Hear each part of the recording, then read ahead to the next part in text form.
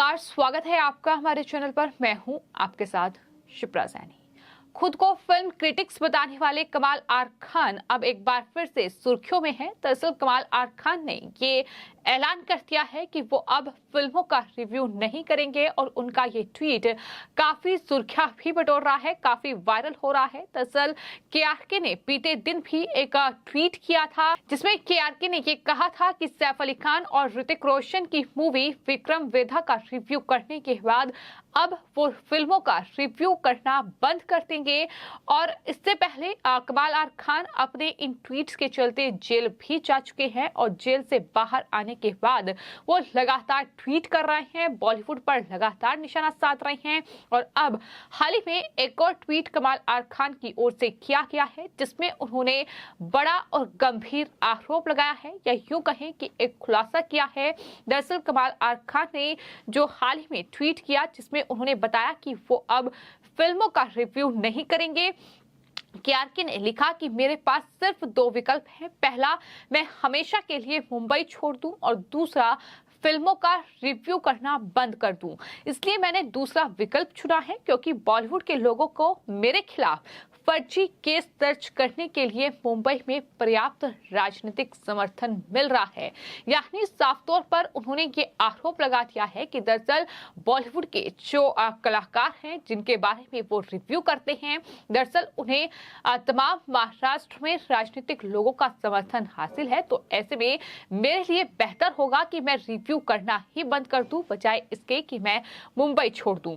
तो इस तरीके का ट्वीट उनकी तरफ से किया गया है और लगातार अपने ट्वीट को लेकर वो सुर्खियों में रहे हैं। इसके चलते कमाल आर खान जेल भी पहुंचे थे और सोशल मीडिया पर जाहिर तौर पर वो काफी एक्टिव रहते हैं। उनके ट्वीट अक्सर वायरल हो जाते हैं और बॉलीवुड की हर नई फिल्म का वो रिव्यू देते हैं। इतना ही नहीं, वो बॉलीवुड के सितारों को लेकर प्रधानमंत्री तक पर निशाना साधते नजर आए हैं, जिसे कुछ लोग पसंद करते हैं तो कुछ जाहिर तौर पर केआरके को ट्रोल भी करते हैं। लेकिन इस तरह से एक बार फिर केआरके सुर्खियों में है और जेल से आने के बाद उनकी तरफ से ये अब कहा गया है कि वो अब फिल्मों का रिव्यू नहीं करेंगे।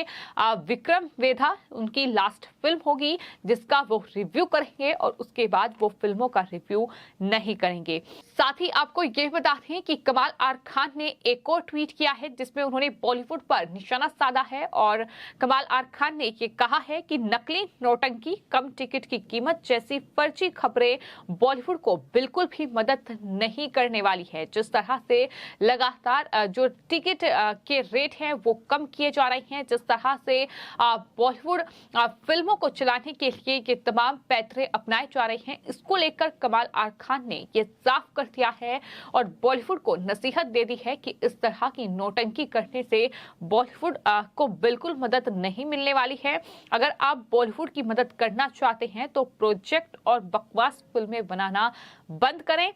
आज के समय के हिसाब से आपको अलग अलग फिल्में बनानी होगी। आपका 20 साल पुराना फॉर्मूला आज के दर्शकों के साथ काम नहीं करेगा। ये केआरके की ओर से बॉलीवुड के इन तमाम जो डायरेक्टर्स हैं, जो प्रोड्यूसर्स हैं, उन्हें सलाह दी गई है।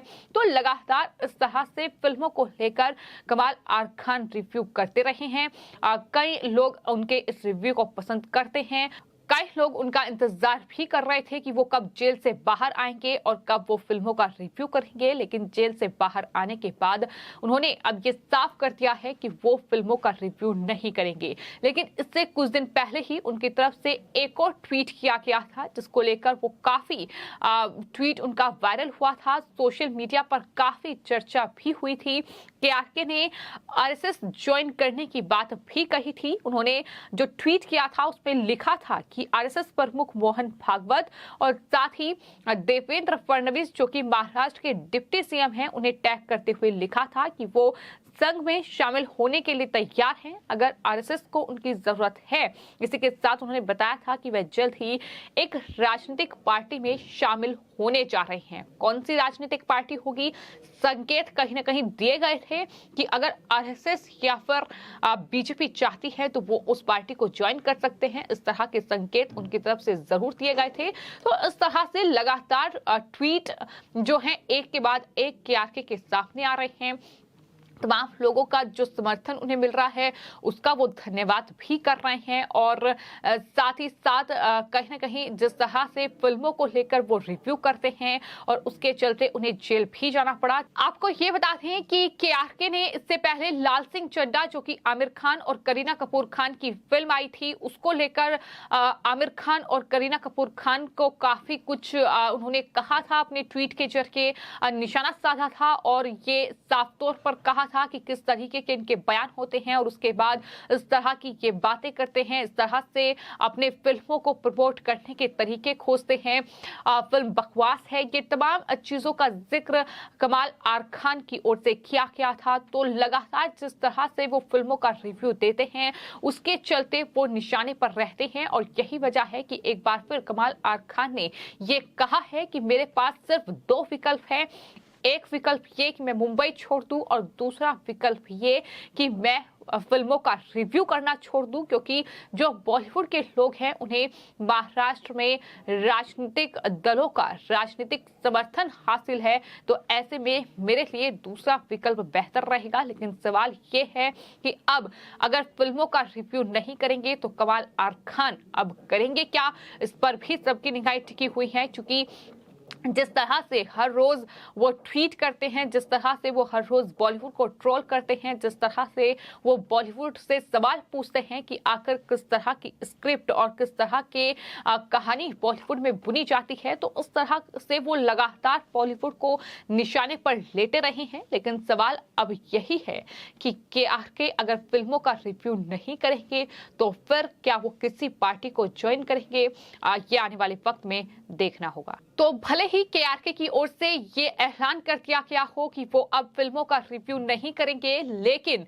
इन सब के बावजूद वो लगातार ब्रह्मास्त्र को लेकर ट्वीट कर रहे हैं और तमाम सवाल जो है वो इस फिल्म पर उठा रहे हैं। उन्होंने ये साफ तौर पर लिखा है अपने एक ट्वीट पे कि थिएटर जो हैं वो बिल्कुल खाली हैं, लेकिन फिल्म अब भी बिजनेस कर रही है, बम्पर बिजनेस ब्रह्मास्त्र कर रही है। इसकी वजह आखिर क्या है, ये सवाल उनकी तरफ से किया गया है। इसके अलावा स्वरा भास्कर की फिल्म जहां 4 यार को लेकर भी उन्होंने एक ट्वीट किया है, जिसमें उन्होंने कलेक्शन क्या किया है, फिल्म ने 50 लाख रुपए एक वीक में कमाए हैं, उसको लेकर भी ट्वीट किया गया है। तो इस तरह से कमाल आर खान ने भले ही ये कह दिया हो कि वो अब फिल्मों का रिव्यू नहीं करेंगे, लेकिन अभी तक जो उनके ट्वीट सामने आ रहे हैं उसमें वो लगातार बॉलीवुड को निशाने पर ले रहे हैं।